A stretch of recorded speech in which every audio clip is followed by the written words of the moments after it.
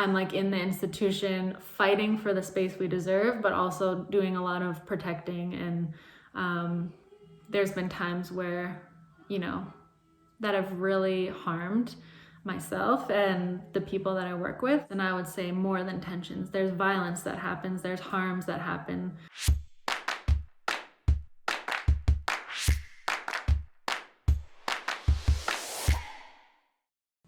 There are things I wish all curators and cultural facilitators already knew about. I think something I think about a lot is what change could happen if all people had rigorous anti-oppression training, so they really understood all the ways that oppression can happen, but further also understood how institutions are built on those ways of oppressing people, and then further how that creates really specific conditions for different people of color working in these spaces related to like emotional exhaustion and labor and violence.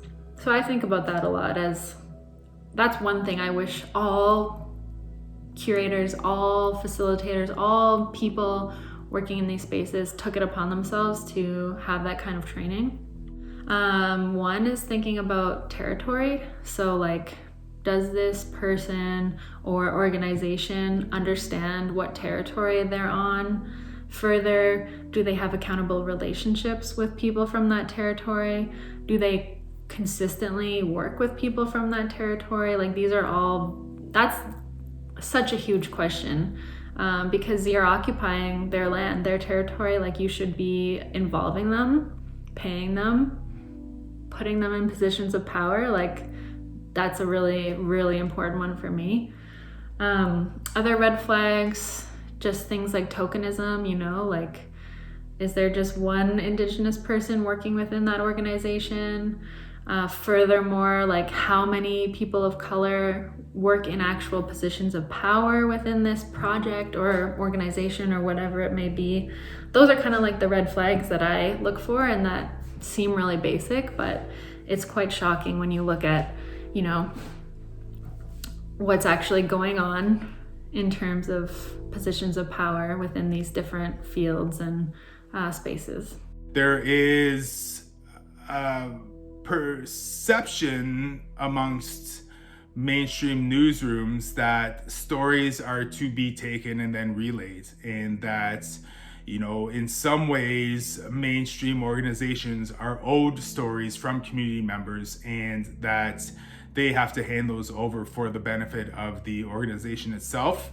And that is not an inclusive practice, and it is disrespectful, I think, of cultures and communities that put a lot of importance into storytelling and to protecting those stories as well. From an Indigenous perspective, a lot of Indigenous cultures really believe in creating relationships and working together to foster something good.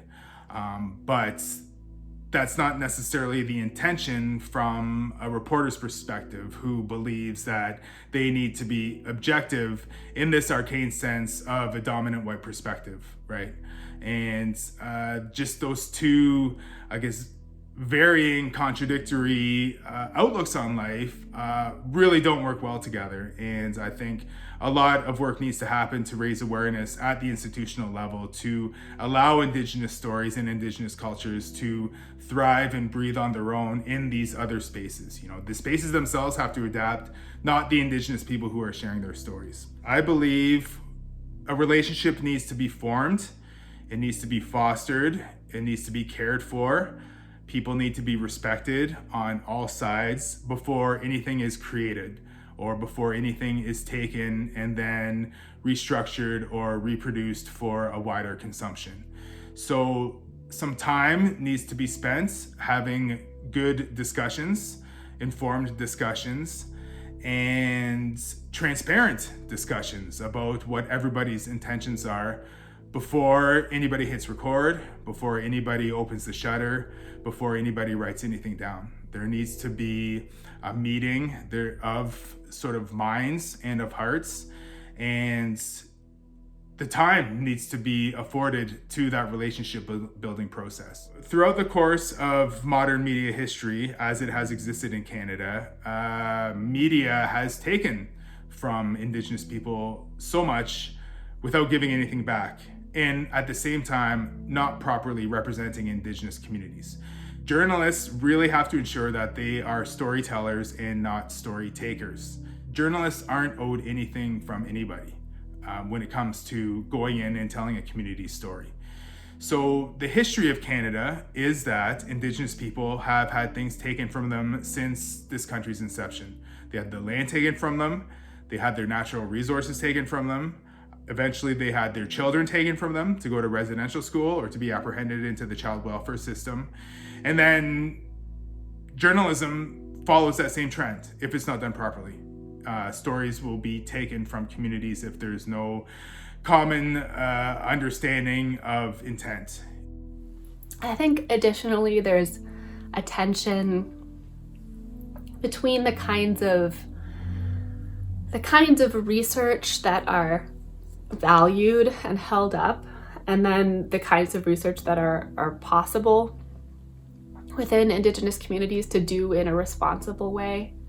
I think there's a real lack of theory around what it means to do trauma-based research, both as an Indigenous researcher and as a community who may be engaging from that side. A lot of the issues that we're attending to and trying to analyze, and these systems of oppression that we're living within, are deeply painful to talk about. And so the research process itself is painful, often for both the researcher and the community. And I think that needs attention. And so that also, I think, causes tension between my own needs and the community's needs and what the institution is able to offer. And that means understanding the laws and protocols on the territory that you live on. It means understanding and really knowing and learning those histories of harm. It means knowing how your institutional location may contribute to those histories of harm. It means understanding what the current modern relationship is between Indigenous people and the structures that also contain and govern our lives. And so it means having a position in relation to the police. It means having a position in relation to research practices. It means having a position in relation to the provision of state services. So I think that for me, it's not possible to do work with Indigenous communities or to even work on Indigenous territories and remain neutral on those issues.